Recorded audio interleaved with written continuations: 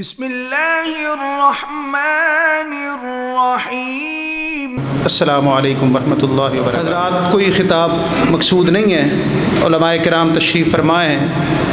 مولانا سید امجد شاہ صاحب جو کہ ڈاکٹر ذاکر نائک کا اندازِ بیان رکھتے ہیں، وہ آپ سے گفتگو فرمائیں گے۔ مولانا سمیع اللہ صادق صاحب راستے میں ہیں، پہنچنے والی ہیں، دیگر علماء کرام۔ تو میری تو صرف آپ احباب کی زیارت مقصود تھی، اور ہمارے جو دوست ہیں منتظمین، ان کی حکم کی تکمیل کرتے ہوئے حاضر ہوئے ہیں۔ حضرات، ایک بات جو بہت اہم ہے، مسلک اہل حدیث کی جو دعوت ہے، جو منہج اہل حدیث ہے، اس میں بنیادی جو کردار ہے یا جو اس کا بنیادی اس میں چیز ہے، وہ عقیدہ توحید ہے۔ اگر مسلک اہل حدیث سے عقیدہ توحید کو نکال دیا جائے تو پیچھے مسلک کی بنیادیں ہل جاتی ہیں، مسلک میں بچتا کچھ نہیں ہے۔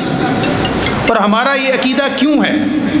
بے شمار آیات قرآن پاک کی، مثال کے طور پر هو الذی ارسل رسولہ بالہدی ودین الحق لیظہرہ علی الدین کلہ ولو کرہ المشرکون۔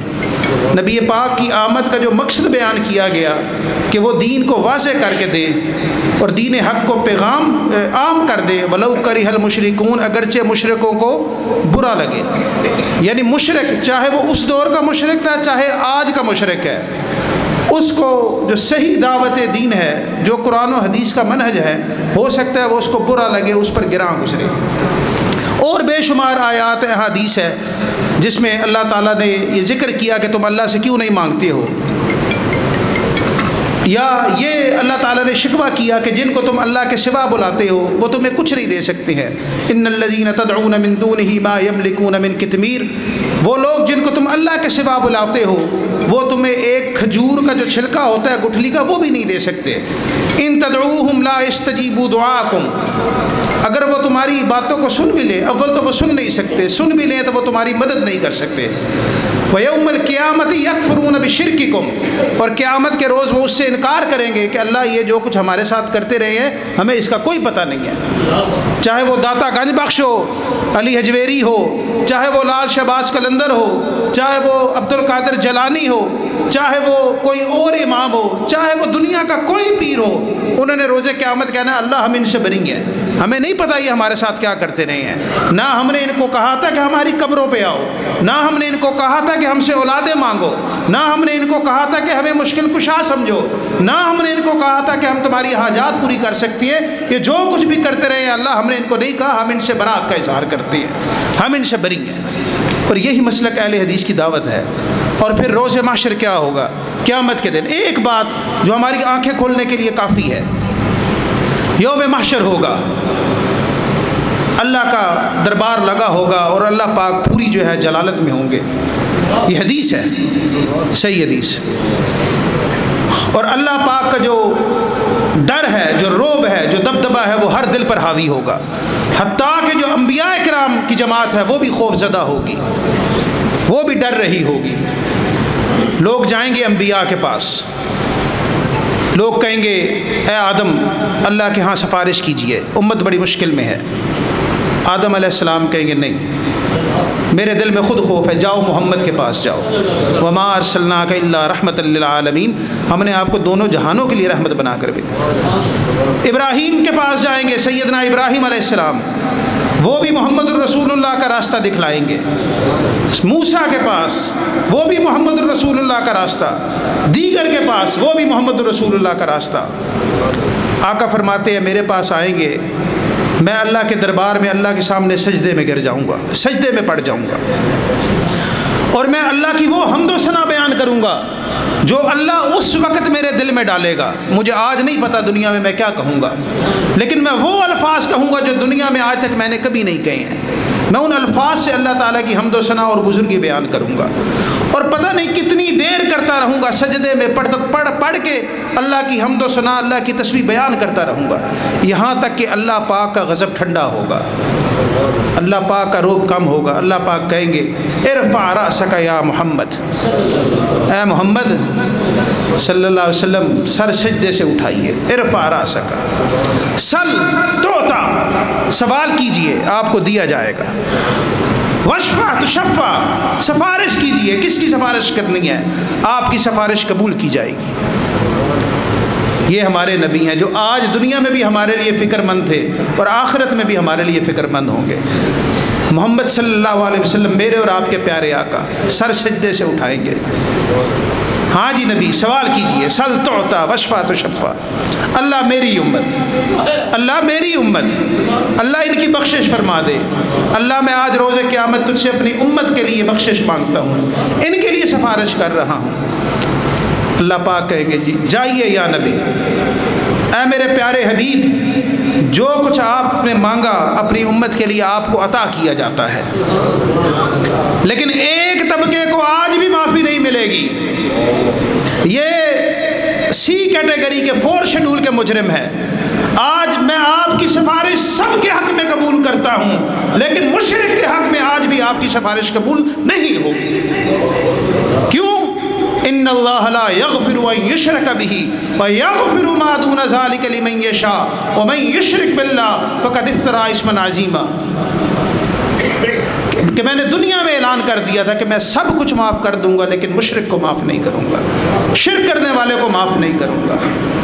اے لوگوں، ہم اہل حدیث ایسے ہی نہیں تمہیں شرک سے جو ہے وہ نجات کی طرف دہائیاں دیتے ہیں، ایسے ہی نہیں تمہیں کہتے کہ جن کو تم نے مشکل کشا بنایا، جن کو تم نے حاجت روا بنایا ہوا ہے، جن کو تم نے اولادیں دینے والا بنایا ہوا ہے، جن کو تم نے بگڑی سنوارنے والے بنایا ہوا ہے، ان کے اختیار میں کچھ نہیں ہے۔ آؤ مانگنا ہے تو اپنے رب سے مانگو۔ رب نے اعلان نہیں کیے وَإِذَا سَأَلَكَ عِبَادِي أَنِّي فَإِنِّي قَرِيبٌ، جب میرا بندہ مجھے پکارتا ہے میں اس کے قریب ہوں۔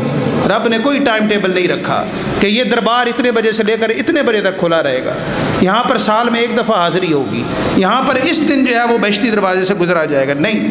وَإِذَا سَأَلَكَ عِبَادِي أَنِّي فَإِنِّي قَرِيبٌ أُجِيبُ دَعْوَةَ الدَّاعِ إِذَا دَعَانِ، جب بھی پکارے میں سنوں گا، صبح کو پکارے میں سنوں گا، دوپہر کو پکارے میں سنوں گا، رات کے پہر کسی پر اٹھ کر پکارے میں سنوں گا، میرا دربار کبھی بھی دنیا کے درباروں کی طرح بند نہیں ہے۔ تم مانگنے والے تو بنو، تم مانگتے ہی نہیں ہے تو پھر۔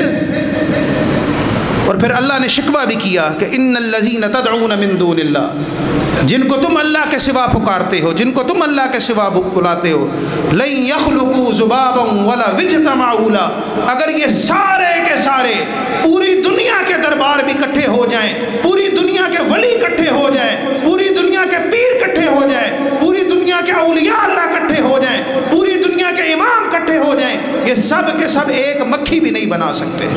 ولا اجتمعوا له،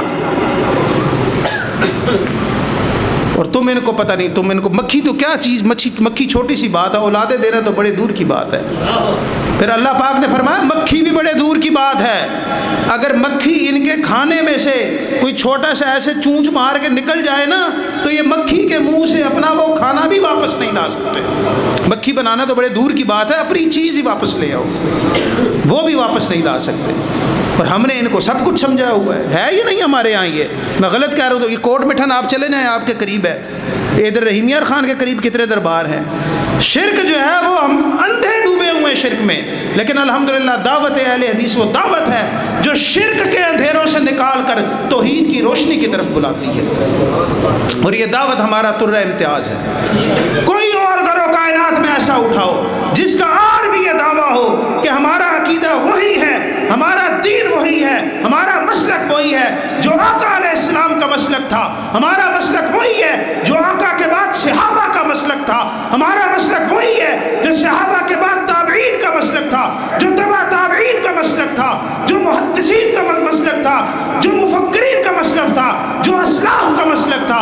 اگر وہ لوگ سب ٹھیک تھے تو آج اہل حدیث میں ان کی راہ پر چلتے ہوئے بالکل ٹھیک ہے. ہمارے علاوہ کوئی اور ایسا ہے جو اللہ کے کتاب اور اس کے رسول کے فرامین کی طرف بلاتا ہو؟ اور اگر آپ دعوت نہیں سنیں گے، اگر آپ نے سن کر آج یہاں سنی اور علماء کرام کے بیانات سنے لیکن کانوں پر پردے ڈال لیے، ذہن پر پردے ڈال لیے، تو پھر اللہ کیا فرماتے ہیں؟ وَمَن يُشَاقِقِ الرَّسُولَ مِن بَعْدِ مَا تَبَيَّنَ لَهُ الْهُدَىٰ وَيَتَّبِعْ غَيْرَ سَبِيلِ الْمُؤْمِنِينَ نُوَلِّهِ مَا تَوَلَّىٰ وَنُصْلِهِ جَهَنَّمَ. کہ جو کوئی رسول کے رستے کی مخالفت کرے، وَمَن يُشَاقِقِ الرَّسُولَ مِن بَعْدِ، بعد اس کے کہ ہدایت اس کے پاس آ گئی اور لیکن وہ رسول کے راستے کی مخالفت کرتا ہے، وَيَتَّبِعْ غَيْرَ سَبِيلِ الْمُؤْمِنِينَ، اور اس راستے پر چلتا ہے جو مومنین کا رستہ نہیں ہے. میں نے ابھی مومنین کا رستہ آپ کو بتایا نا سارا کون سا ہے، لیکن اگر آپ اس راستے پر نہیں چلتے جو مومنین کا رستہ نہیں ہے، نُوَلِّهِ مَا تَوَلَّىٰ، پھر اللہ پاک کہتے چلتا جا، پھر ہم تجھے نہیں روکیں گے، ہم تجھے ہدایت، پھر چلتا جا. تو ہدایت آ گئی، رسول کے فرامین آ گئے، تجھے پتہ لگ گیا مومنین کا رستہ کون سا ہے، اس پر نہیں چل رہا، پھر تو چلتا جا. وَنُصْلِهِ جہنم، پھر تیرا ٹھکانہ جہنم ہے. وساعت مسیرہ، اور بہت برا ٹھکانہ ہے.